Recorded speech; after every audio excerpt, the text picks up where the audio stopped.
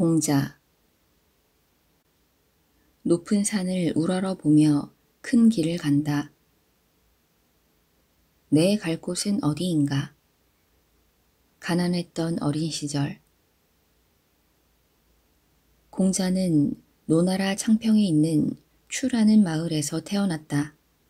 그의 선조는 공방숙 때에 송나라에서 노나라로 건너왔는데 공방숙의 아들이 백하이고 백하의 아들이 공자의 아버지였다.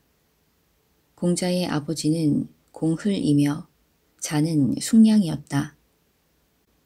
그는 늙음하게 안씨 집안의 딸을 제취로 맞아들여 이구의 신에게 빌어서 공자를 낳았으니 노나라 양공 22년, 즉 서기전 551년의 일이었다.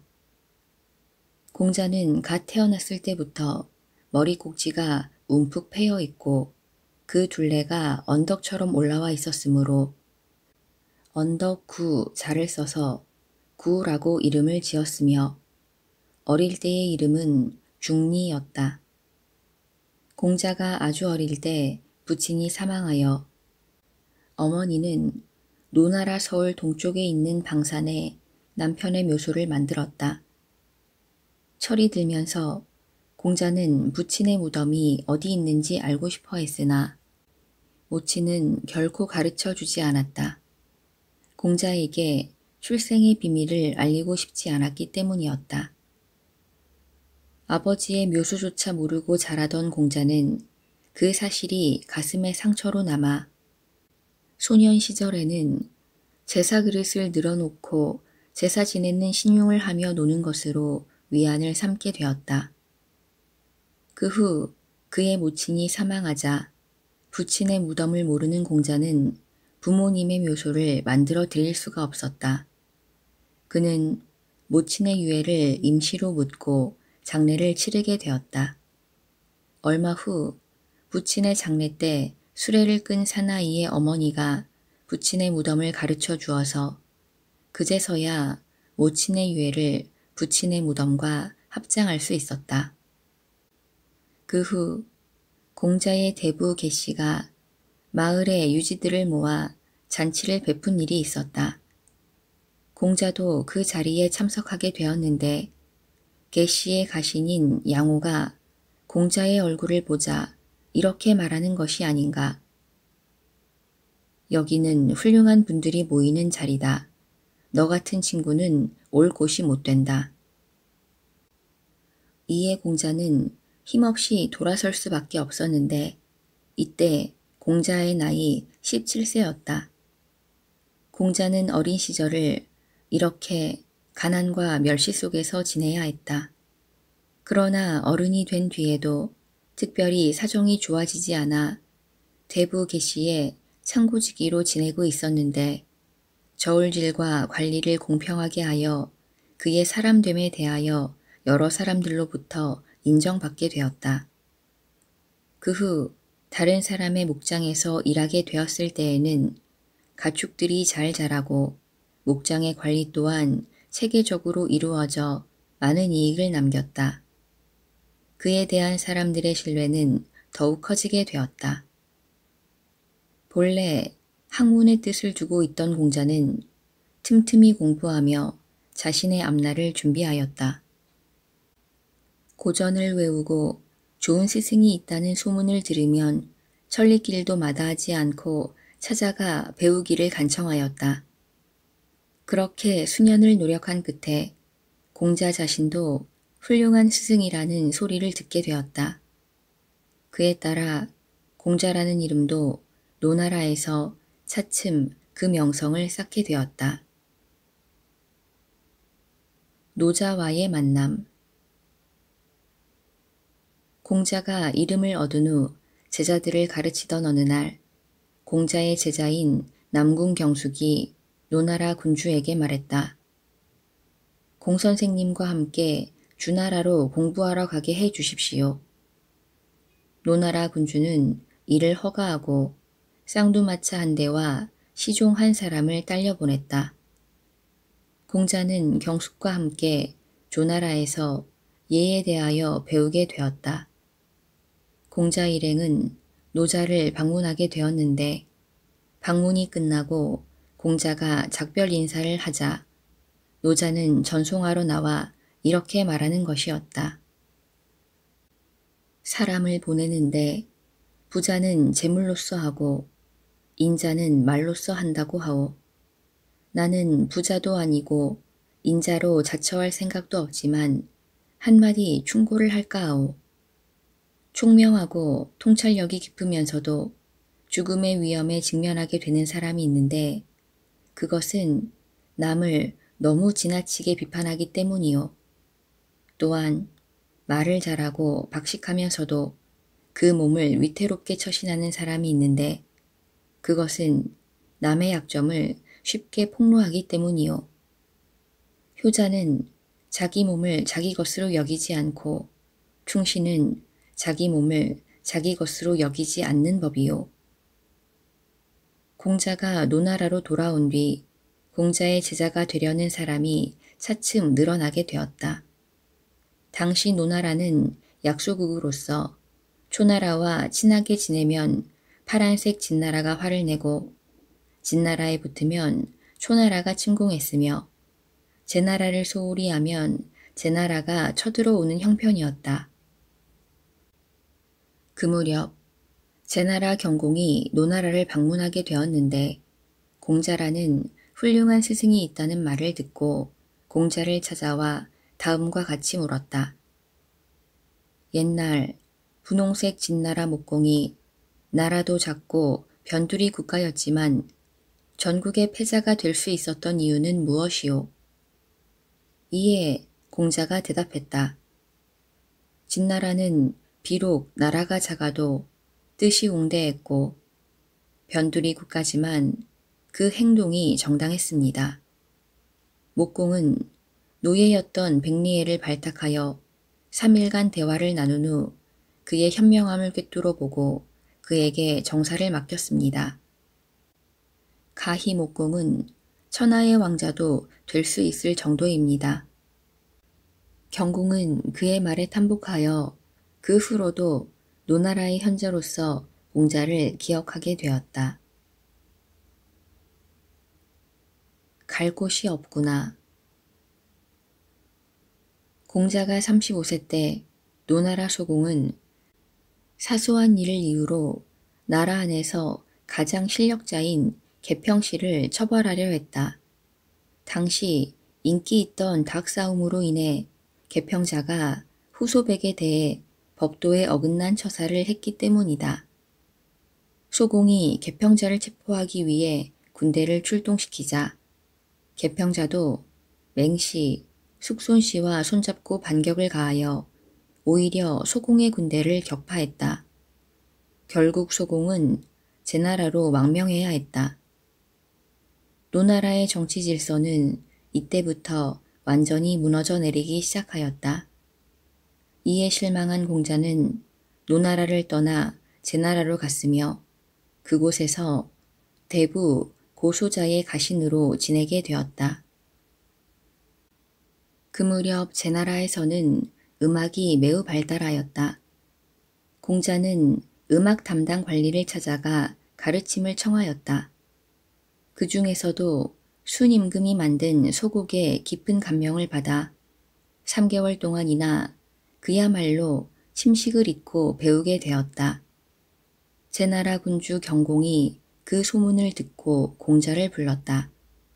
예전에 노나라에서 만났을 때 공자의 사람됨에 탐복했던 경공은 반갑게 공자를 맞아들인 후 어떻게 해야 나라를 잘 다스릴 수 있는가에 대해 공자에게 물었다. 이에 공자가 다음과 같이 대답하였다. 임금은 임금으로서, 신하는 신하로서, 어버이는 어버이로서, 자식은 자식으로서 각기 그 본분을 다해야 할 것입니다. 경공은 고개를 끄덕이며 말하였다. 정말 그 말이 맞소. 군신과 부자가 각기 그 본분을 다하지 아니하면 아무리 재정이 풍부해도 태평하지 못할 것이요. 그 후 경공은 다시 공자를 불러 정치의 구체적인 방책에 대한 자문을 구했다. 이에 공자가 대답했다. 먼저 재정을 절약해야 합니다. 경공은 공자의 대답에 만족하고 공자를 장관으로 발탁하려 했으나 재상 안영이 반대하고 나섰다. 대개 유학자는 공리공론만을 일삼기 때문에 그 언변에 넘어가면 낭패를 보기 쉽습니다. 또 그들은 매사에 자신만만하여 남의 의견에 귀를 기울이지 않으며 그러한 까닭에 신하로서는 다루기 힘든 존재입니다. 게다가 그들은 허례허식을 소중히 하여 죽은 사람에 대한 예절을 시끄럽게 떠들어대며 가산을 탕진하면서까지 거창한 장례식을 지내도록 요구하고 있어 이것이 일반의 관습으로 된다면 그야말로 큰일입니다. 그리고 유학자들이란 입으로만 벼슬을 구해 거지처럼 이 나라 저 나라로 돌아다니는 무리여서 도저히 책임 있는 국정을 맡길 수는 없습니다. 공자는 성인이 돌아가신 뒤 주왕실이 쇠퇴했다 하여 우리 예법을 업신여기며 예학이 버려진 채로 있다고도 하고 복장이 어떻고 머리에 쓰는 관이 어떻고 어전회의는 어떻게 하라 보행법은 저렇게 하라고 떠들어댑니다. 이렇게 번잡한 것은 1년은커녕 평생이 걸려도 다 배울 수 없습니다.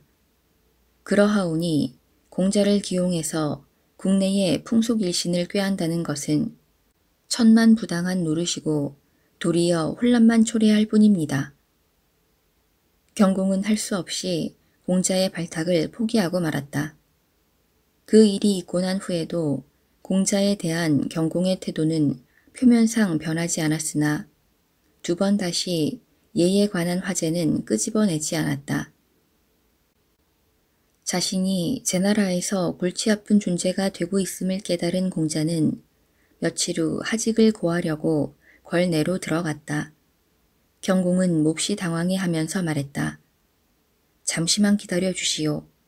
당신 나라의 승상 정도는 안 되더라도 그의 버금가는 대우를 해주리다. 어쩔 수 없이 공자는 제나라에 머물기로 하고 나왔다. 그러나 제나라 중신들 사이에 이러한 왕의 결정에 반발하는 사람이 많았고 심지어 공자의 암살을 꾀하는 자까지 나오게 되었다. 그런 기미를 공자가 눈치 못 챌 리 없었다. 그러던 어느 날 경공이 공자를 불러 이렇게 말하는 것이었다. 일전에 그렇게 말했으나 생각해보니 나도 이제 늙었소. 당신을 기용해도 도리어 당신에게 패만 끼칠지 모르겠소. 결국 공자는 제나라를 떠나 노나라로 돌아가게 되었다.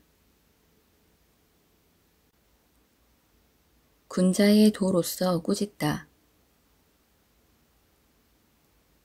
공자가 노나라로 귀국한 지 몇 년이 지나 소공이 망명지에서 죽자 그의 동생이 뒤를 잇게 되었다. 이 사람이 정공인데 그가 등극한 이후에도 노나라에서는 여전히 하극상의 풍조가 심했다.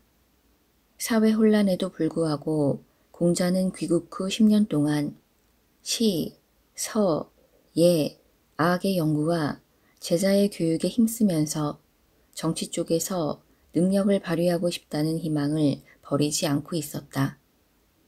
그 무렵 개씨를 배반한 가신 공산씨가 반란을 일으키고 사람을 보내 공자를 초빙했다. 이때 공자의 나이 이미 50세였는데 아무도 자기를 기용하는 사람이 없어 괴로운 나날을 보내고 있을 무렵이었다. 그럴 즈음에 반란군이기는 하지만 드디어 초청이 온 것이다. 주나라 문왕과 무왕만 해도 소영주에서 출발하여 왕업을 이룩했다.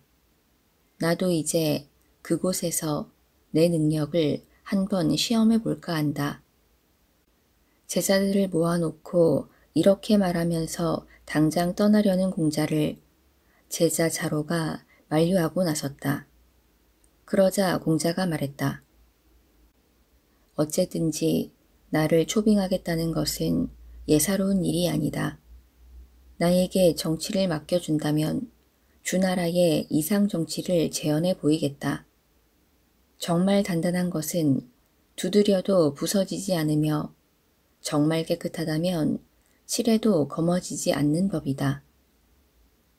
그러나 결국은 제자들의 눈물 어린 만류를 뿌리칠 수 없어 그 초빙에 응하지 못하게 되었다. 그 후 공자는 전공으로부터 장관에 임명되었다. 취임한 지 1년이 지나자 공자는 벌써 나라를 다스림에 뛰어난 능력을 발휘하여 주변 나라들까지 공자의 치세수를 본받게 되었다. 정공 10년 봄, 노나라는 제나라와 강화를 맺게 되었다. 그해 여름, 제나라에서는 대부 여서가 경공에게 다음과 같이 경고하였다. 노나라는 공자를 등용한 이래 국력이 나날이 강화되고 있습니다. 지금 무슨 수를 쓰지 않으면 곧 우리나라를 위협하게 될 것입니다. 예전부터 공자를 잘 알고 있던 경공은 과연 그렇다 싶어 노나라에 사자를 파견하여 전공을 협곡으로 초청하였다. 초청을 받은 전공은 곧 출발 준비를 명했다. 이때 전공을 보좌하고 있던 공자가 전공이 무장하지 않은 채 출발하려 하자 말리고 나섰다. 외교 교섭에도 군비를 잊지 말며 군사적인 일에도 외교를 잊지 말라고 했습니다. 옛부터 북경으로 나갈 때 제후는 만일에 대비하여 무관을 데리고 갔습니다. 방심하셔서는 안 됩니다. 전공은 공자의 진언을 받아들여 무관을 대동하고 협곡으로 떠났다. 회담이 진행되고 있는 협곡의 회의장에는 단이 마련되어 있었다. 전공과 경공은 예법에 따라 먼저 가볍게 인사를 나눈 다음 단상에 올라가 술잔을 주고받는 예를 마쳤다. 그 후 제나라 관리가 나와서 정중하게 아뢰었다. 양국의 우호를 축하하는 뜻으로 진기한 음악을 들려드리겠습니다. 경공이 고개를 끄덕이자 갑자기 요란한 북소리가 울리며 방패와 창칼 등 무기를 든 무용수들이 등장했다. 위험을 느낀 공자는 얼른 앞으로 나아가 두 손을 맞잡은 채로 예를 갖추고는 소리쳤다. 두 나라의 군주가 엄숙한 회견을 하고 있는 곳에서 오랑캐의 음악이라니 말도 안 됩니다. 당장 중지시켜 주십시오. 제나라 관리는 하는 수 없이 퇴장을 명했으나 무용수들은 퇴장하지 않고 경공의 지시를 기다렸다. 잠시 후 경공이 퇴장 신호를 보내자 그제서야 그들은 퇴장했다. 얼마 후 제나라 관리가 또다시 나와 정중하게 아뢰었다. 그럼 궁중음악은 어떨까요? 다시 경공이 고개를 끄덕이자 이번에는 광대와 배우들이 춤을 추면서 나타났다. 이에 공자가 다시 앞으로 나아가 외쳤다. 비천한 몸으로 제후를 우롱하는 행위는 당치도 않은 일, 사형에 처해야 합니다. 당장 조처해 주십시오. 광대와 배우들은 그 자리에서 끌려나가 처형되었다.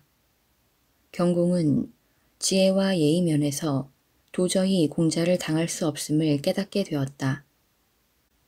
회담을 마치고 귀국하자 그는 신하들을 꾸짖었다. 노나라 신하들은 군자의 도로서 군주를 보좌하는데 우리나라에는 오랑캐의 길만을 좇는 신하뿐이다. 이번 일을 어떻게 조처했으면 좋겠는가. 이에 신하 한 사람이 앞으로 나와서 아뢰었다. 과오를 범한 경우 소인은 입으로 수습합니다만 군자는 행동으로 사죄를 합니다. 이번 일을 후회하고 계시다면 행동으로 사죄해야 합니다. 경공은 일찍이 노나라에서 빼앗은 땅들을 반환하고 사절을 정공에게 보내어 사죄의 뜻을 표명했다. 관직을 버리다. 정공 14년, 공자는 드디어 재상의 자리에 오르게 되었다.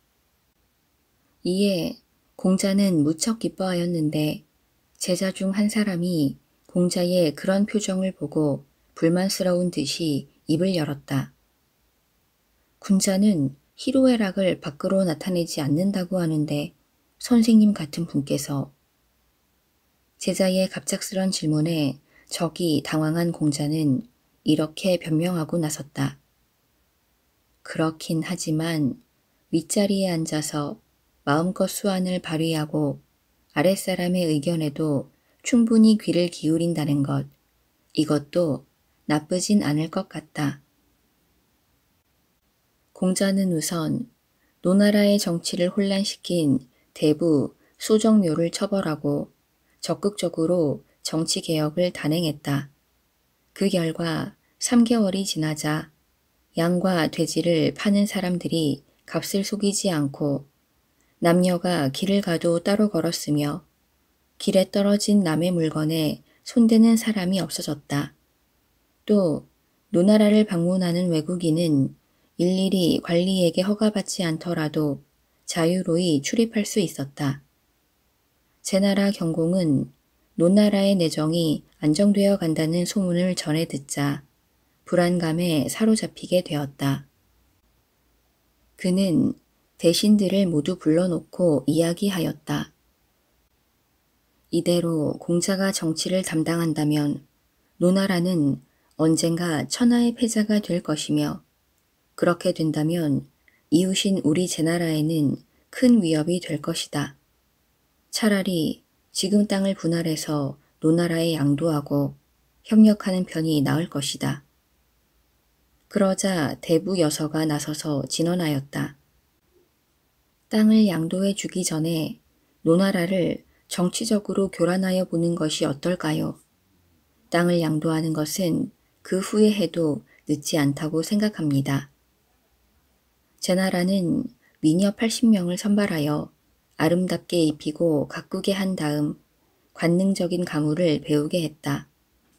그리고 아름답게 장식한 마차 30대에 이들을 태워 노나라 군주에게 선사하기로 하였다.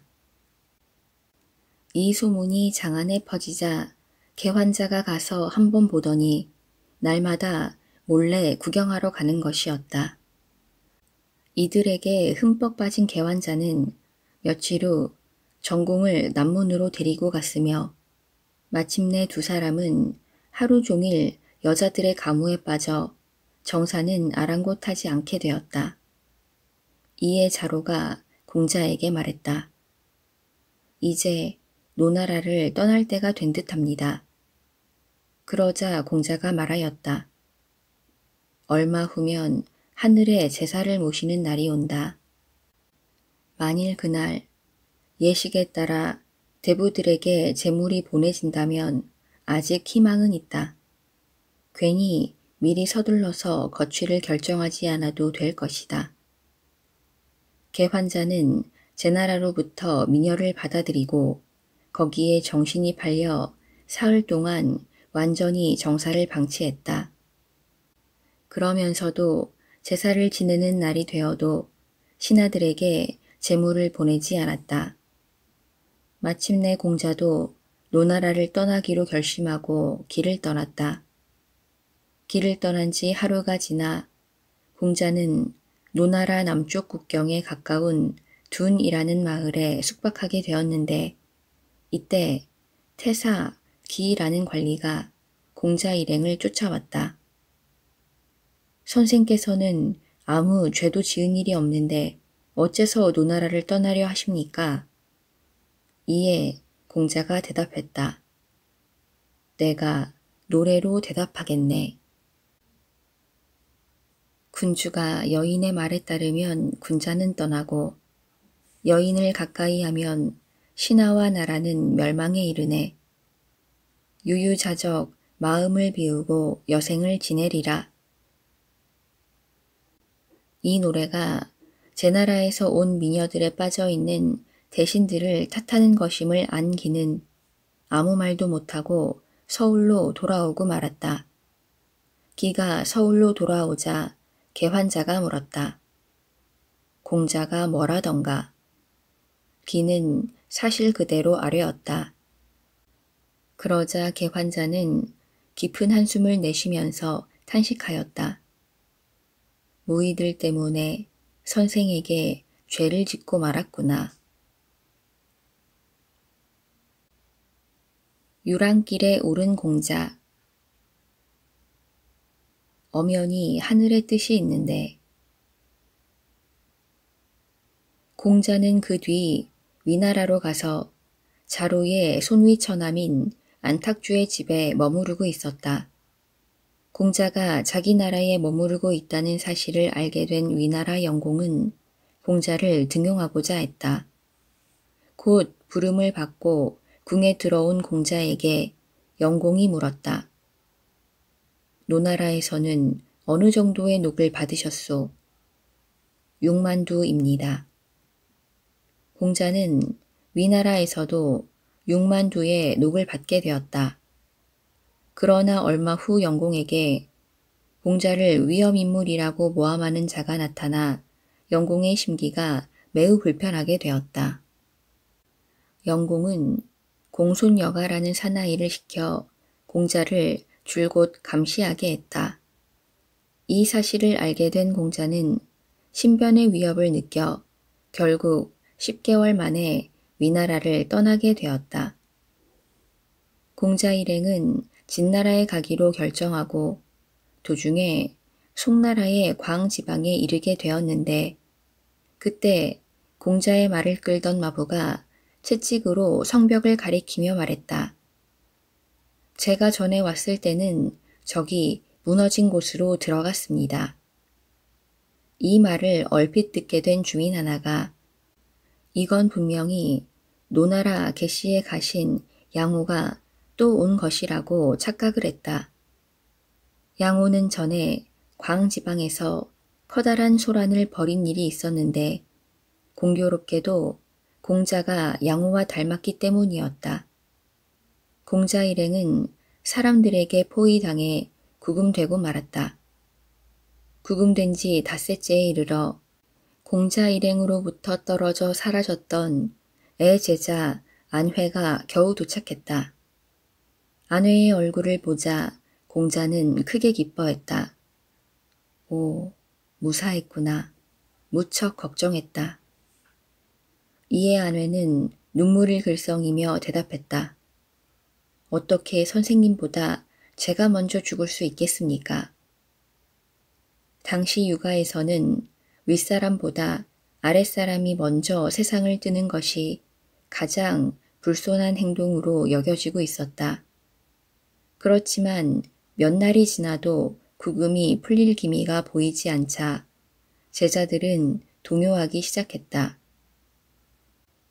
이에 공자가 제자들을 위로하였다. 걱정할 것 없다.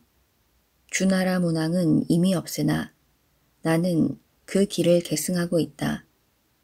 하늘이 지금 나를 버릴 것이라면 애당초 나에게 이 길을 가르쳐 주지도 않았을 것이다.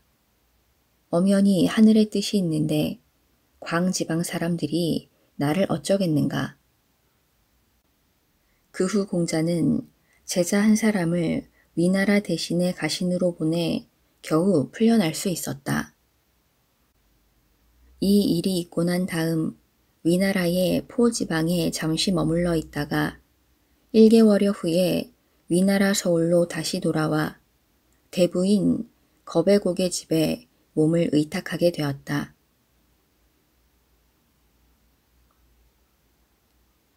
상갓집 개의 신세. 당시 위나라 영공에게는 남자라는 바람둥이 부인이 있었는데 그녀는 송나라 왕자를 불러들여 공공연히 정을 통하고 있었다. 이에 분노한 태자가 그녀를 살해하고자 했지만 실패하고 도망친 사건이 있었다. 이런 전력을 가지고 있는 부인이 공자라는 인물에 호기심을 품고 심부름꾼을 보내어 이렇게 말했다. 우리 죽음과 친교를 갖고자 원하는 분은 누구나 먼저 나를 만나보기로 되어 있습니다. 나도 선생님을 만나 뵈었으면 좋겠습니다. 공자는 거절할 수가 없어 찾아갔다. 남자 부인은 휘장 저쪽에 있었다. 방에 들어간 공자가 북쪽을 바라보며 고개를 숙이자 부인도 휘장 저쪽에서 답례했다. 부인의 허리에 찬 구슬 장신구가 아름다운 소리를 냈다. 그녀를 만나고 돌아온 공자는 제자를 향해 변명했다. 만날 생각은 없었지만 이것도 예의이니 어쩌겠나. 그러나 자로가 여전히 화를 내자 공자가 맹세했다. 만일 내가 잘못했다면 천벌을 받아도 좋다. 그럼에도 불구하고 제자들이 품고 있던 스승에 대한 의구심은 쉽게 해소되지 않았다. 위나라로 들어온 지 달포가 지날 무렵 공자는 영공의 초대를 받았다. 공자가 의관을 갖추고 찾아가 보았더니 영공은 수레에 부인과 함께 타고 있었는데 환관인 옹거를 옆자리에 태우고 공자는 뒷자리에 태우는 것이 아닌가. 거리를 한 바퀴 돌아온 다음 공자는 침울한 표정으로 말했다. 나는 여색을 즐기는 자가 덕을 추구하는 것을 본 일이 없다. 그는 즉시 영공의 환멸을 느껴 위나라를 떠났다. 그 해에 노나라에서는 정공이 죽었다. 그 뒤 공자는 다시 조나라를 지나 송나라 영내로 들어왔다. 어느 날 큰 나무 그늘에서 제자들에게 예에 대한 강의를 하고 있을 때였다. 일찍이 공자에게 창피를 당한 적이 있는 송나라의 무관 환괴가 공자를 죽이려고 그 나무를 잘라 쓰러뜨렸다. 겨우 몸을 피한 공자는 위기일발의 순간을 모면했다. 제자들은 마음이 급했다. 빨리 떠나십시오. 우물쭈물하다가는 위험합니다. 그러나 공자는 말했다. 나는 하늘로부터 덕을 받은 몸이다. 감히 환괴 따위가 나를 어쩔 것이냐. 또다시 제자들과 방랑의 길에 들어선 공자는 얼마 후 정나라 도읍에 들어서게 되었는데 제자들과 길이 어긋나 혼자서 동문에 떨어져 서 있게 되었다. 그것을 본 한 주민이 스승을 찾아 헤매이던 제자 자공에게 말했다. 동문 근처에서 괴상한 사람을 보았습니다. 얼굴이 요임금 비슷하고 목덜미는 현인 고도와 닮았는데 어깨는 명상 자상과 똑같았습니다. 다만 허리 아래는 우임금보다 세치가량 부족한데 무척 지친 모양이 꼭 집 없는 강아지 같았습니다. 그 후 공자를 만나자 자공은 공자에게 자신이 들은 대로 이야기를 해 주었다. 공자는 유쾌한 듯이 소리내어 웃으며 말했다. 얼굴 생김새는 여하튼 간에 집 없는 강아지 같다는 말은 정말 그럴듯한 표현이다. 사실 그 말대로니까 말이야. 그 후 공자는 진나라에 머물게 되었는데 머문 지 3년이 지나자 파란색 진과 초가 세력을 겨루다가 앞을 다투어 진으로 쳐들어왔다. 게다가 오나라까지 여기에 가담했으므로 진나라는 끊임없는 침략에 시달려야 했다. 그러자 공자는 귀국을 결심했다. 돌아가자, 돌아가자. 고향에는 의욕이 넘치는 젊은이들과 열심히 노력하여 희망을 잃지 않고 있는 젊은이들이 기다리고 있을 테니까. 공자 일행은 진나라를 떠나서 포지방을 통과하게 되었다. 때마침 공숙시가 그 지방에서 위나라에 반란을 일으켰다. 이 때문에 공자는 포위당하고 말았다. 공자의 제자인 공양유는 머리도 좋고 용기도 있는 대장부였다. 그는 자기 술에 5대를 이끌고 따라다녔는데 앞으로 나와 이렇게 말하는 것이었다. 제가 이전에 선생님을 따라 광지방에 갔을 때 구금당한 적이 있었는데 지금 여기서 또 같은 경우에 부딪혔습니다. 선생님과 함께 고생하느니 차라리 싸우다 죽을 생각입니다. 말을 마친 그는 가면이 적을 향해 나아갔다. 그 기세에 상대방은 겁을 먹고 공자에게 조건을 제시했다. 위나라로 가지 않는다고 약속하면 보내주겠소. 공자는 조건을 받아들였지만 동문을 나서자마자 위나라로 향했다. 약속을 어기실 것인지요? 알 수 없다는 표정으로 묻는 자공에게 공자는 대답을 했다. 강요된 약속은 하늘이 받아들이지 않는 법이다. 위나라 영공은 공자가 온다는 말을 듣고 기뻐하며 교회까지 마중을 나가 공자에게 물었다. 공숙시 일당을 잡아 없애고 싶은데 좋은 방법이 있겠소? 공자가 확신에 찬 표정으로 대답하였다. 있습니다. 그러자 영공이 또다시 말하였다. 대부들은 무력 행사에 반대하고 있소. 그러나 포는 우리나라의 요충지이니 반드시 토벌해야 한다고 생각하오. 포 사람들은 너도 나도 토벌군에 가담할 것입니다. 그래서 토벌할 대상은 기껏 너댓 명에 지나지 않습니다. 지금 당장 토벌한다면 반드시 뜻을 이루실 것입니다. 잘 이야기해 주었소. 영공은 만족한 듯했으나 결국은 말뿐이었고 토벌은 끝까지 실행하지 않았다. 영공은 이미 늙어 국정을 게을리하고 있었던 것이다. 그러므로 공자를 등용하려는 기색도 보이지 않았다. 공자는 깊이 한숨을 내쉬며 말했다. 어느 나라라도 좋다. 내게 정치를 위임해 준다면 1년 안에 기초를 만들고 3년 안에 큰 성과가 있을 텐데. 은자의 충고. 공자의 방랑길은 계속되었다. 위나라에서 조나라로, 조나라에서 다시 위나라로, 그리고 다시 진나라, 채나라, 섬나라로. 그렇게 여기저기 갈 곳을 찾아 떠돌고 다니던 어느 날, 두 개울이 만나는 곳에서 장저와 걸닉이라는 두 사나이가 나란히 밭을 갈고 있는 광경이 보였다. 공자는 그들이 범상치 않은 은자임을 알아채고는 자로에게 마차가 건널 수 있는 곳을 물어보라고 했다. 자로가 다가가 말을 걸자 장저가 물었다. 고삐를 잡고 있는 저 사내는 누구인가? 공자라고 합니다. 아, 노나라의 그 공자 말인가? 그렇습니다.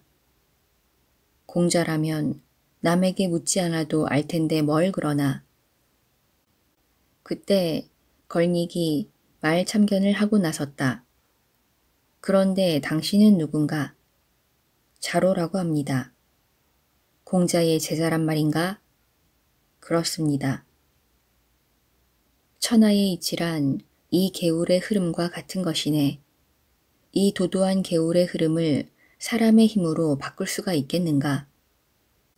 이것도 안 되고 저것도 안 된다고 일일이 잔소리를 하며 다니는 사람을 따라다니는 것보다 차라리 우리들처럼 깨끗이 세상 그 자체를 피하는 편이 나을 걸세.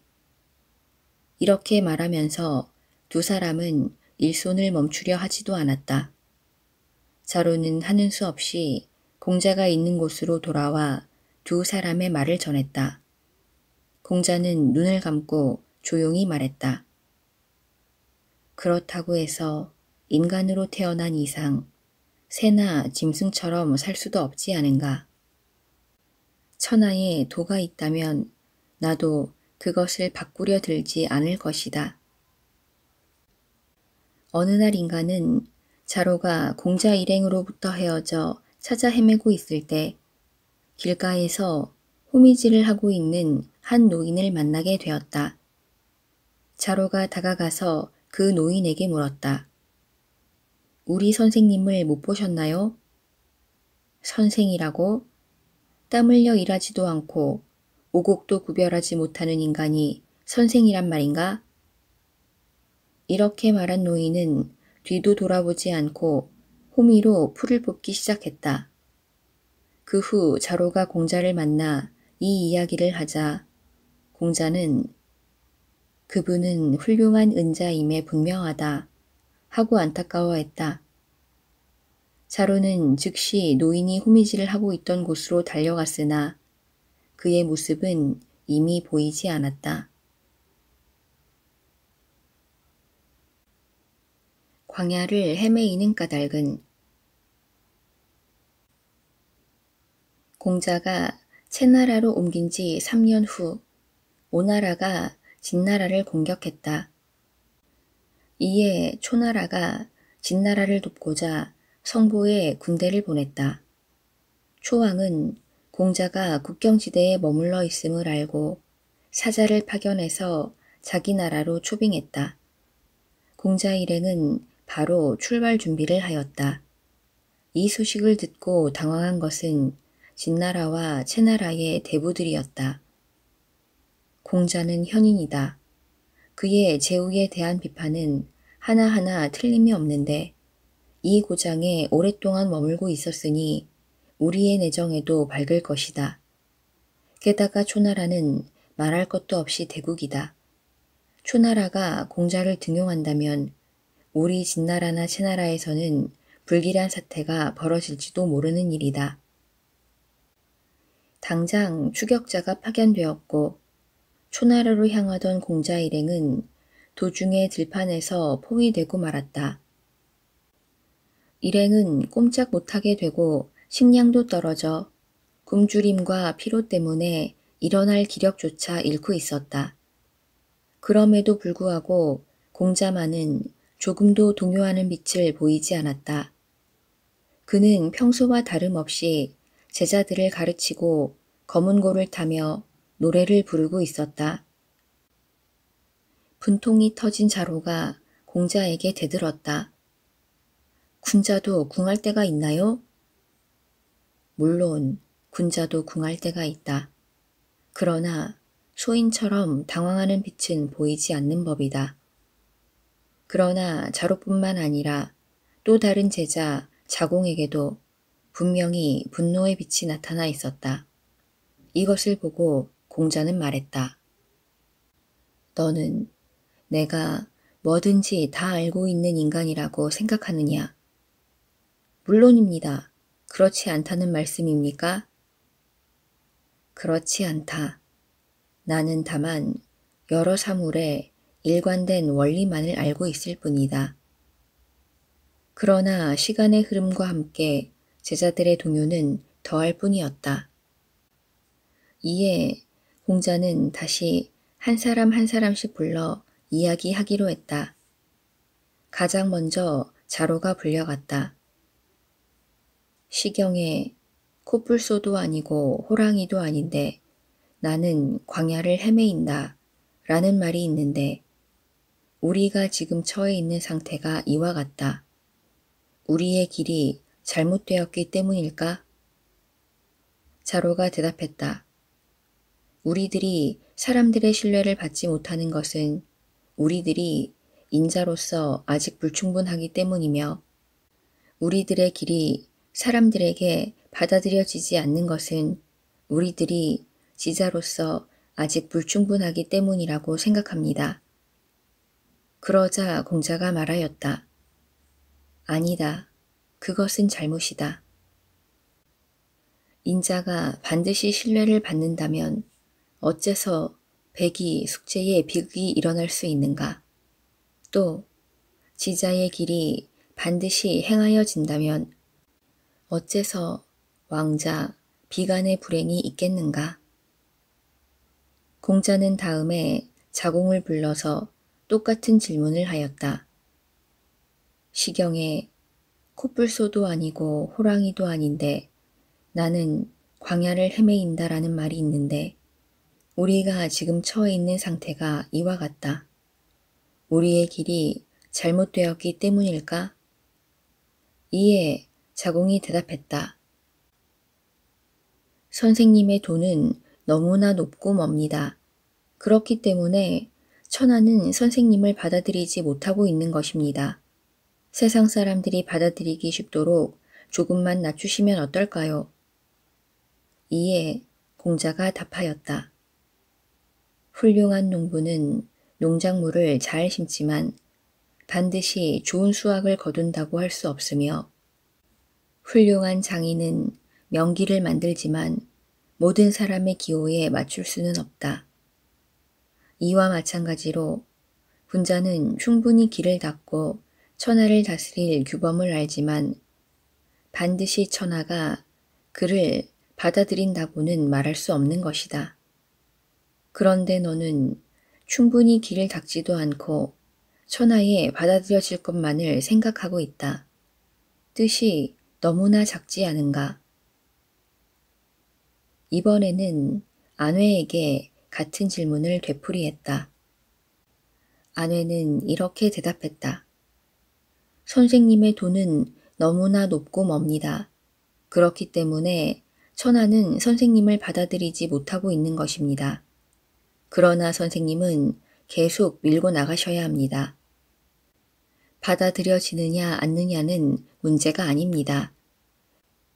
만일 우리가 게을러서 길을 닦지 못한다면 그것은 우리의 수치입니다. 우리가 충분히 길을 닦고도 등용되지 않는다면 그것은 위정자의 수치입니다. 받아들여지지 않은 후 비로소 군자의 진가가 드러나는 법입니다. 공자는 이 말을 듣고 회심의 미소를 띄었다. 과연 훌륭한 마음가짐이다. 만일 너에게 재산이 많이 생긴다면 나는 너의 관리인으로 일하고 싶구나. 그 후 공자는 자공을 초나라에 보내 구원을 청했다. 이에 초나라의 소왕이 당장 군사를 파견하여 공자를 보호했기 때문에 일행은 겨우 궁지에서 벗어날 수가 있었다. 소왕은 공자에게 700리의 땅을 주면서 기용하고자 했다. 그러나 초나라 영윤이 반대하고 나섰다. 왕께서 제후에게 사자를 보내는 사람 중 자공만한 인물이 있습니까? 없다. 장군 중에 자로만한 사람이 있습니까? 없다. 그럼 관리 중에 자로만한 사람이 있습니까? 없다. 옛날 주나라 문왕은 겨우 100리 땅을 가진 제후였으나 마침내 천하의 왕자가 되었습니다. 지금 공자가 넓은 땅을 얻고 현명한 정치를 펼친다면 초나라는 충역 끝을 빌려준 대가로 안채를 빼앗길 뿐입니다. 이에 소왕은 공자를 기용한다는 생각을 버렸다. 봉황이여 떠나라. 그해 가을 초나라 소왕이 병사했다. 공자의 가장 강력한 후원자가 사라지고 만 것이다. 특별히 갈 곳도 없던 공자는 떠나야 한다고 느끼면서도 떠나지는 못하고 있었다. 공자가 미처 초나라를 떠나기 전 기인 취급을 받고 있던 저별하는 사나이가 노래하며 공자의 수레 앞을 지나갔다. 봉황이여 봉황이여 어찌 그리 덕이 쇠했는가. 지난 일은 탓하지 않겠다. 그래도 앞일은 말해줘야지. 그만하면 이제 되었다. 정치한다는 자들의 앞날은 위태로울 뿐인 것을. 이 노랫소리를 들은 공자는 노래 부르는 사나이와 이야기를 나누고 싶어 수레에서 내렸다. 그러나 사나이는 공자를 피하듯 달아나 버렸다. 그 뒤 공자는 초나라를 떠나 위나라로 돌아갔다. 공자의 나이 63세 때의 일이었다. 안회와 자로. 공자는 위나라를 떠나 마침내 고향 노나라로 돌아왔다. 고향을 떠난 지 실로 14년 만의 일이었다. 노나라 군주 정공은 이미 죽고 그 아들 애공의 시대가 되었지만 애공에게도 공자를 기용할 만한 덕망은 없었다. 공자는 이제 벼슬길을 찾으려는 생각은 버리고 오로지 제자들의 교육에만 힘을 쏟았다. 그가 가르치던 제자들에 대하여 공자는 다음과 같이 말하고 있다. 내 제자로서 학업에 힘쓰고 육례에 통달한 자는 77명이 있다.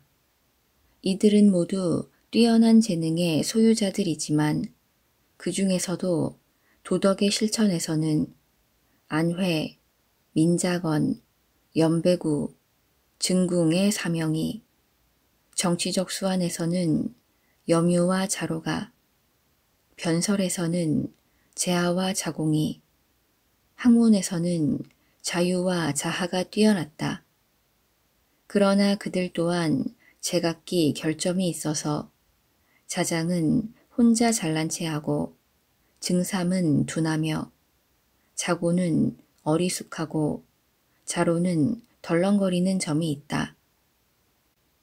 학문을 열심히 하는 아내만 해도 가난한 나머지 끼니조차 잊기 어려운 형편이고 반대로 자공은 천명을 감수하려 하지 않고 상업에 손을 대는데 시세에 민감하여 정말 잘 적중한다.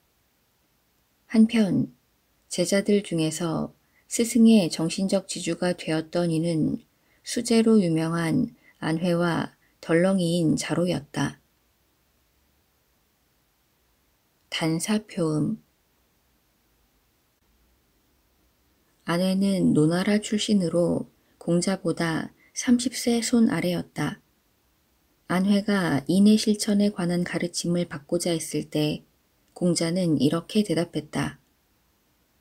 자기의 욕망을 누르고 분수를 지킬 일이다. 누구나 이렇게 할 수 있다면 이상적인 인의 사회가 출현할 것이다. 아내에 관해 공자는 이렇게 말한 적이 있다. 그는 훌륭한 사람이다. 밥 한 그릇에 국 한 그릇, 이런 식사를 하는 데다 집은 뒷골목 오막살이에 불과하다. 보통 사람이면 어쩌다 불평도 하련만 그 사람은 불평은커녕 돌을 닦는 즐거움에 완전히 도취되어 있다. 어쩌면 바보가 아닌가 생각될 때도 있다. 그런데 평소 생활 태도를 주위에서 보고 있으면 반짝 빛나는 것이 보인다. 누가 뭐라고 해도 도저히 바보라고 할 수 없는 사람인 것이다. 아내는 등용되면 전력을 기울이고 또 무시당하면 당하는 대로 한 구석에서 태연히 살고 있다. 이런 행동을 할 수 있는 사람은 그 사람 이외엔 나 정도일 것이다. 아내는 너무나 가난한 생활 때문에 29세에 이미 머리가 하얗게 새었고 결국 젊은 나이에 세상을 떠났다. 그가 죽었다는 소식을 듣자 공자는 소리 높여 울면서 탄식했다. 아내가 입문하고 나서는 다른 제자들이 나와 더욱 가깝게 지내려고 했는데 그 후 애공이 선생의 제자 중에서 정말 학문을 좋아한 사람은 누구입니까? 하고 물었을 때 공자는 망설이지 않고 대답했다. 안회라고 하겠습니다. 그는 학문만 생각하였으며 자기 감정에 치우쳐 남에게 불쾌감을 주는 일도 없으려니와 같은 잘못을 두 번 다시 되풀이하는 일도 없었습니다.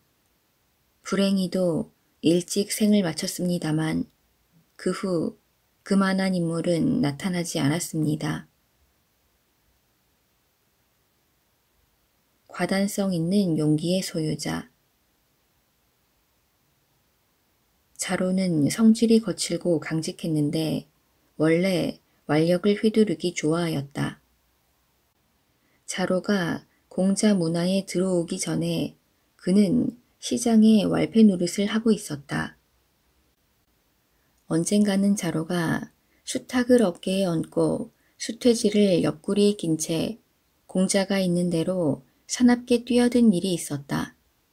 그러나 공자는 예로서 이런 자로를 이끌었으므로 자로도 차츰 감화를 받아 얼마 후엔 유자의 옷을 입고 선물을 지닌 채 공자의 제자를 통해 자기도 제자로 삼아달라고 청했던 것이다. 자로가 정치에 있어서 중요한 요점이 무엇이냐고 묻자 공자는 이렇게 대답했다. 항상 국민의 선두에 서고 또한 국민에 대한 위로를 잊지 말아야 할 일이다. 그러자 자로가 실망한 듯이 물었다. 그렇게 간단한 것입니까? 지금 말한 것을 방심하지 말고 반드시 실천해 가라. 다만 실증을 내서는 안 된다. 자로는 성격이 급하고 덜렁대어 때로는 공자에게 반문하다가 오히려 궁지에 몰리는 일도 있었다. 군자도 용기는 필요하겠지요? 완력 쓰기를 즐겼던 자로의 이러한 물음에 공자는 그의 심중을 꿰뚫어 보면서 이렇게 답하였다. 용기보다는 의가 중요하다. 용기를 존중하는 나머지 의를 잇는다면 군자는 나라를 혼란에 빠뜨리고 소인은 도적이 되기 쉬우니까 말이다. 그러나 자로는 한 가지의 가르침을 받으면 어떻게 해서든 그것을 실천하려고 노력하였다. 공자는 자로에 관해 이런 평을 하고 있다. 자로가 재판관이 되면 한쪽의 말만 듣고도 판결을 내릴 수 있을 것이다. 그는 그렇게 과단성 있는 남자이기 때문이다. 용기라는 점에서 보아도 단연 뛰어나며 이 점에서는 나도 자로에게 당할 수 없다. 다만 애석하게도 그에게는 사려 분별이 없다. 이대로 가다가는 그 스스로의 목숨을 다할 수 있을지 걱정이다. 그렇지만 그라면 남루한 옷을 걸치고 귀인과 대면하는 일이 있더라도 기죽지 않고 당당히 행동할 수 있을 것이다. 자로는 충분하다고는 할 수 없지만 이미 군자의 경지에 도달한 것이다. 언젠가 노나라 대부 개강자가 공자에게 물었다. 자로는 인자라고 할 수 있을까요? 공자는 다음과 같이 말하였다. 그건 모르지만 일국의 군정을 감독, 지휘할 만한 수완은 가지고 있습니다. 자로는 공자가 여러 나라를 방랑할 때 기꺼이 수행하고 장저, 걸닉, 또 호미를 든 노인 등과 말을 나누었다. 자로가 계씨의 집에서 일하고 있을 때 계씨가 공자에게 물었다. 자로는 대신으로 발탁할 만한 인물일까요? 아니, 그건 무리겠지요. 보통 관리로 적당하다고 생각합니다. 그 후 자로는 포지방 관리로서 위나라로부터 초빙을 받고 공자에게 하직 인사를 하러 왔다. 공자는 자로에게 말했다. 포라는 곳은 난폭한 사람들이 많아 여간에서 다스리기 힘든 고장이다. 그러므로 내 말을 잘 들어둬라. 항상 공경하는 태도를 잃지 말 것. 그러면 난폭한 사람들도 반드시 따라온다. 또 관용과 공정한 자세를 무너뜨리지 말 것. 그러면 백성들도 반드시 지지해 준다. 이 두 가지를 명심하고 민심을 안정시킬 수 있다면 융숭한 대접을 받을 수 있을 것이다. 죽어도 관은 안 벗는다. 위나라 영공에게는 애첩 남자 부인이 있었다. 공자를 유혹하려 했던 바로 그 부인인데 태자 괴회가 남자 부인을 죽이려다가 실패, 처벌이 두려워 국외로 도피하고 말았다. 이윽고 영공이 죽자 남자 부인은 공자 영으로 하여금 뒤를 잇게 하려고 했다. 그러나 영은 고개를 저었다. 망명 중인 태자의 아들이 뒤를 이어야 합니다.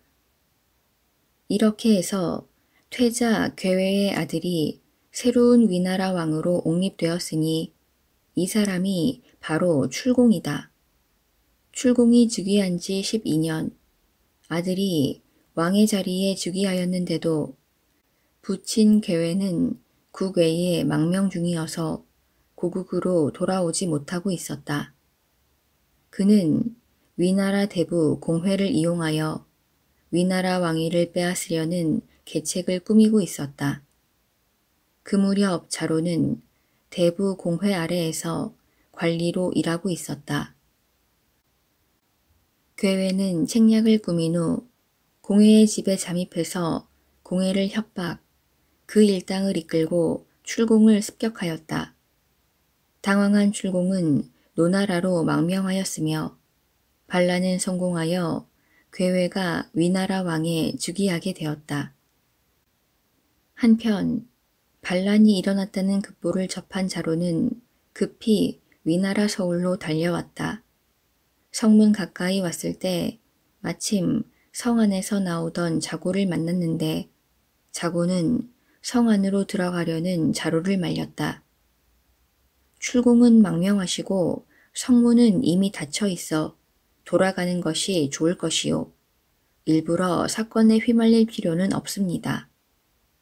그러나 자로는 굽히지 않았다. 아니요. 녹을 얻어먹는 자로서 주군이 고난을 당하는 것을 보고 모른 채 할 수는 없소.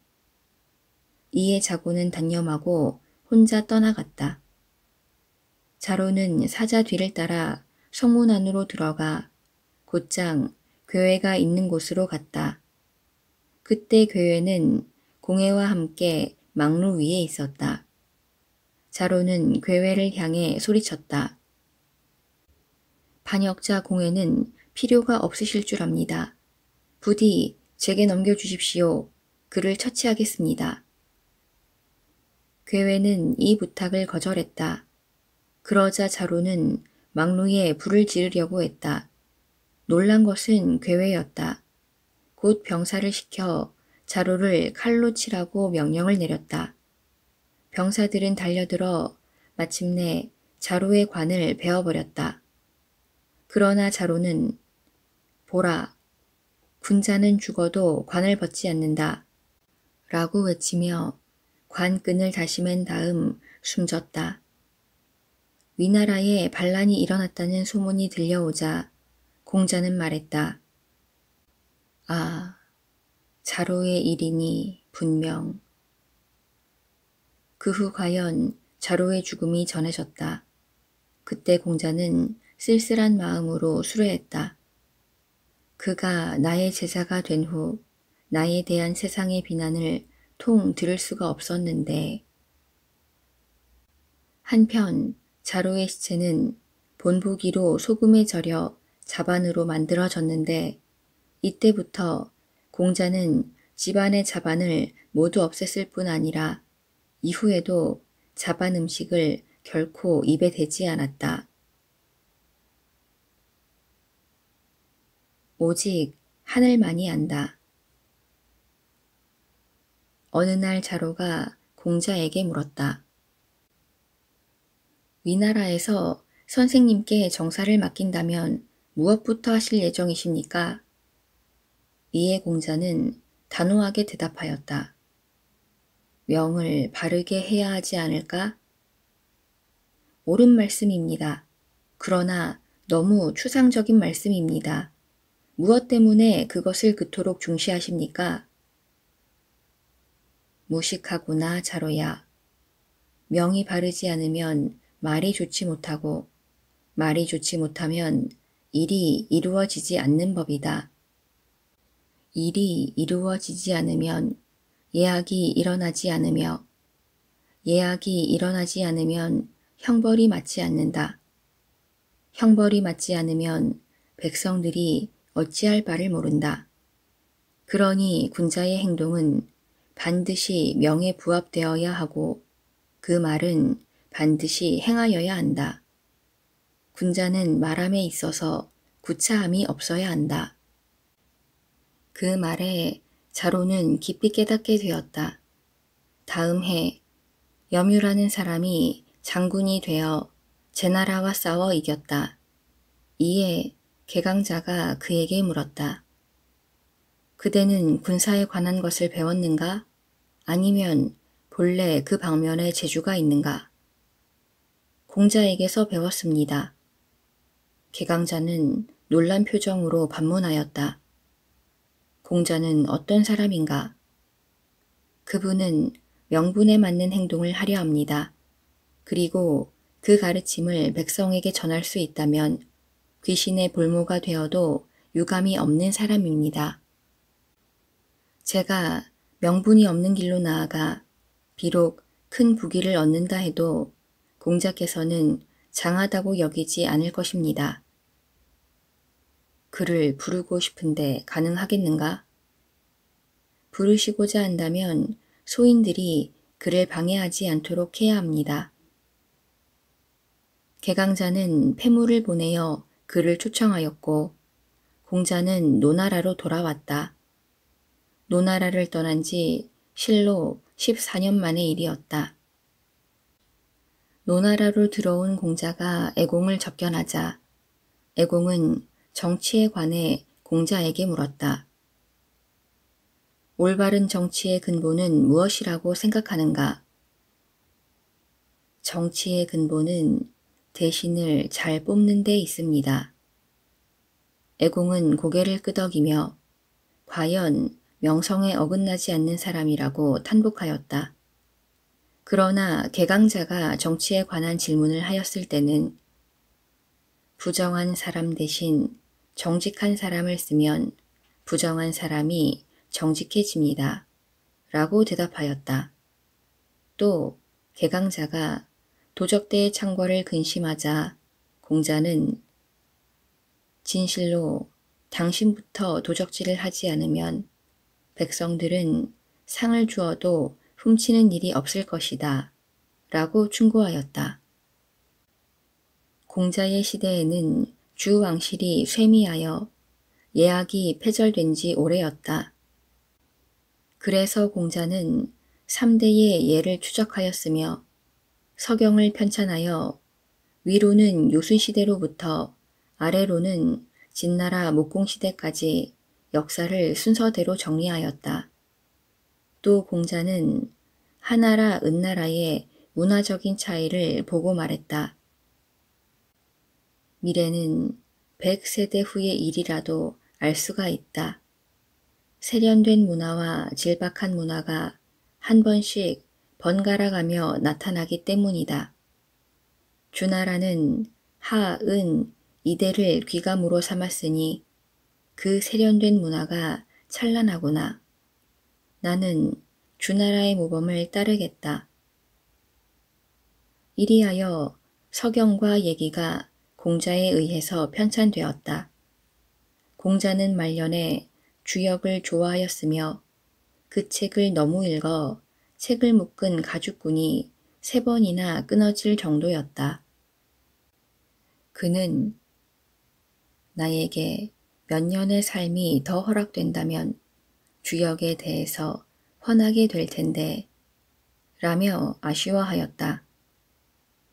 공자는 제자를 가르치는 데 있어서 문, 행, 충, 신 네 가지를 강조하였고 선입견, 완고, 고집, 아집을 피하라고 하였으며 제사, 전쟁, 질병의 문제에 신중히 처신할 것을 가르쳤다.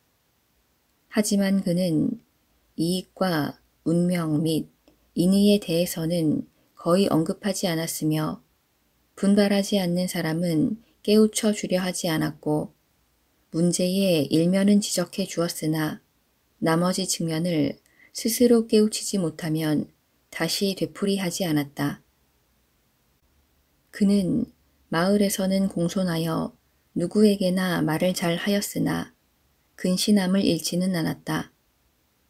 조정에서 상대부들과 이야기할 때는 바르고 단호하였으며 하대부들과 이야기할 때는 화기애애하고 부드러웠다. 관청에 들어갈 때는 머리를 숙였으며 급히 뛰어갈 때는 옷자락을 날개처럼 우아하게 펄럭였다. 군주가 손님을 접대하라고 부르면 얼굴색이 변하였으나 군주가 부르면 수레를 기다리지 않고 즉시 달려갔다. 싱싱하지 않은 물고기와 부패한 고기, 제대로 자르지 않은 것은 먹지 않았으며 바르고 정돈되지 않은 자리에는 앉지 않았다. 또 상을 당한 사람 옆에서 식사할 때는 포식하지 않았고 남이 곡하는 날에는 노래를 부르지 않았으며 상복을 입은 사람이나 맹인을 보면 비록 그 상대가 어린아이라도 엄숙한 표정을 하였다. 그는 말하였다. 세 사람이 함께 간다면 반드시 가르침을 받을 만한 사람이 있다. 덕을 닦지 않고 배운 것을 강습하지 않거나 의로운 것을 듣고도 마음을 바꾸지 않고 잘못을 고치지 않는 것. 바로 이것이 내가 걱정하는 점이다. 또 노래를 좋아하여 제자에게 노래를 시켜보아 잘 부르면 다시 부르게 한 연후에 화답하였다. 공자의 제자 중 하나인 아녀는 탄식하며 말하였다. 선생님의 덕은 올려다 볼수록 더욱 높고 깊이 천착할수록 더욱 견고한 것 같으며 앞에서 보았다고 생각하는 순간 후련히 뒤로 사라진다. 선생님께서는 단계적으로 사람을 착한 곳으로 인도하시고 나의 교양과 지식을 넓게 해주시면서 예로서 나를 절제하도록 하시니 내가 그만두려고 해도 그만둘 수가 없다. 재주를 다하여 무언가 이루었다고 생각하면 선생님은 멀리 우뚝 서 계신다. 따라가려 해도 방법이 없다. 무엇을 남길 것인가? 노나라 애공 14년 봄, 노나라 서부에 있는 들녘에서 사냥이 벌어졌다. 그때 대부 숙손씨의 마부가 희귀한 짐승을 잡았다. 그 자리에 있던 사람들은 모두 짐승의 괴상한 모양을 보고 그저 기분 나빠할 뿐이었다. 그런데 공자는 곰곰이 짐승을 관찰하고 나더니 이것은 기린이란 짐승으로 성인의 세상에 나타난다 라고 말했다. 평소부터 공자는 상황을 만나보지 못한 채 일생을 마쳐야 할 것인가 하며 침울해했다. 또한 가장 사랑하는 제자 아내가 죽었을 때에도 공자는 크게 탄식했다. 아, 나는 하늘에게서 버림당한 자로다. 그런데 이제 기린이 나타났으나 그 어진 짐승이 무엇인지 아무도 식별하지 못하는 세상이 된 것이었다. 공자는 나의 도도 끝났구나. 어느 누구의 이해도 받지 못하고 이 세상을 마친단 말인가 하며 깊이 한숨을 지었다. 이때 자공이 말했다. 왜 선생님을 알아주는 사람이 없을까요? 이에 공자는 쓸쓸한 웃음을 지으며 말했다. 나는 구태여 하늘을 원망하는 것도 사람을 나무라는 것도 아니다. 나는 아래로는 인간사로부터 위로는 천명에 이르고자 했을 뿐이니 나를 이해해 주는 것은 하늘뿐이지 않겠는가. 생각해보면 끝까지 신념을 관철하고 일신의 결백을 지킨 사람은 백이 숙제뿐이다. 유하해와 소연은 신념을 굽히고 몸을 욕되게 했다. 반면에 우중, 이일은 은둔하면서 침묵을 지키고 행동을 깨끗이 했으며 세상을 버리는 방법도 때를 잘 맞추어 행했다. 그런데 내 입장은 다르다. 미리 진퇴를 정해놓고 행동한 것이 아니며 오직 의를 따랐을 뿐이다. 공자는 탄식했다. 하지만 군자라면 죽은 다음 이름을 남기고 칭송받아야 할 터인데 나는 어떤가? 바라던 바는 무엇 하나 달성되지 않았다. 대체 무엇을 후세에 남기면 좋단 말인가? 그래서 공자는 노나라의 역사 기록을 읽고 춘추의 지필에 착수하여 노나라의 은공으로부터 애공 14년에 이르는 12대의 역사를 정리했다. 춘추는 노나라의 사서이지만 단순히 거기에 그치지 않고 종실로서 주나라의 존재를 명백히 하고 하, 은, 주 3대의 정신을 논한 것이다. 그 글귀는 간결하지만 뜻은 함축성이 있다. 이를테면 오나라와 초나라 군주는 왕을 자칭했으나 양군을 왕이라고 기록하지 않고 단순히 자라고 기록하고 있다. 또 천토의 회맹은 실제 파란색 진나라 문공이 천자를 소환한 것이었으나 그것을 좋지 않게 보아 다만 천자 하양에서 사냥을 하시다 라고 기재했다. 이런 필법에 의해 세상을 바로잡고 옳고 그름을 명백히 한 것이다. 그것은 군주를 죽인 난신, 아버지를 죽인 적자의 행위를 비판함으로써 후세 사람들에게 반성을 촉구하고 왕자인 자에게 대의를 이루도록 하려는 의도를 가진 것이다. 공자의 춘추에 대한 열의는 대단한 것이었다. 일찍이 공자가 관직에 있을 때는 모든 일을 동료와 상의하였으며 결코 혼자 독단적으로 행한 일이 없었다. 그러나 춘추는 끝까지 혼자 지필하고 교정을 보았다. 학식이 많은 자아에게조차 한자의 도움도 구하지 않았던 것이다. 드디어 춘추가 완성되자 공자는 그것을 제자들에게 보이면서 말했다. 후세에 내가 칭송을 받건 비난을 받건 그것은 모두 이 춘추를 어떻게 해석하느냐에 달려 있을 것이다. 태산은 무너지는가? 드디어 공자에게 고칠 수 없는 큰 병이 들었다. 자공이 위문하러 공자를 찾아갔을 때 공자는 지팡이에 의지하여 문 근처에서 거닐고 있었다.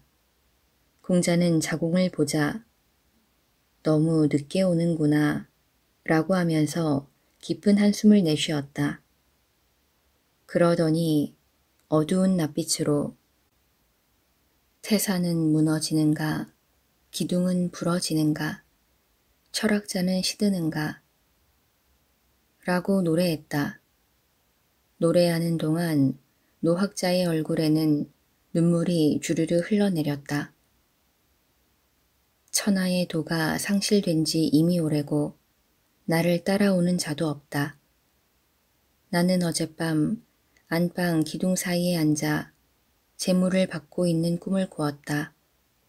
이것은 은나라의 습관이고 하나라와 주나라에서는 다르다. 우리 조상은 은나라 사람인 것이다. 죽음을 눈앞에 둔 큰 나무 한 그루가 자신의 종말을 예고하며 읊조린 마지막 말이었다. 그로부터 7일 후 공자는 세상을 떠났다. 그의 나이 73세, 노나라 애공 16년 4월이었다. 공자는 노나라에 사수 기슭에 묻혔으며 제자들은 모두 3년 동안 상복을 입었다. 상을 다 치르자 제자들은 스승의 영전에 모여 곡을 하면서 슬픔을 나누었다. 그런 다음 모두 헤어졌지만 그 중에는 떠나지 않고 그대로 남은 사람도 있었으니 바로 자공이었다. 그는 공자 무덤 곁에 오두막집을 지어놓고 다시 3년을 복상했다. 공자의 묘지 옆에는 차츰 많은 제자들이며 노나라 사람들이 옮겨 살게 되어 얼마 후엔 100여 호에 달하는 마을이 형성되었고 이에 따라 그곳을 공리라고 부르게 되었다.